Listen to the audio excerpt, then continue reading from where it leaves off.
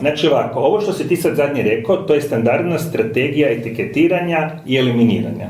Znači mi ovdje sad predstavljamo 3 stupa, ajmo reći, ovog društva u gradu Zagrebu. Znači krenut ću od politike, krenut ću od tebe kao sindikalista, i mene kao predstavnika civilnog sektora.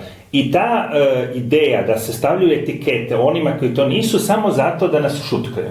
To je ta priča. Znači da sad još jednom demistificiramo cijelu ovu priču, da svi shvatimo gdje smo i šta smo i da ne vjerujemo onima koji šire laži.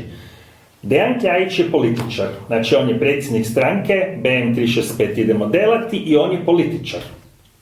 Vlatko Kotnik je sindikalist koji nije političar, ali se bori za svoju domenu, za svoje članove sindikata i za građane u domeni plinskog biznisa, ovo što smo sada pričali. I isto tako kao što je sam rekao, nije u političkoj stranci. Ja, Vinko Kojundžić, također nisam niti u jednoj političkoj stranci, vodim udrugu koja se zove Bolje možemo, koja želi okupiti one koji znaju i žele riješiti problem.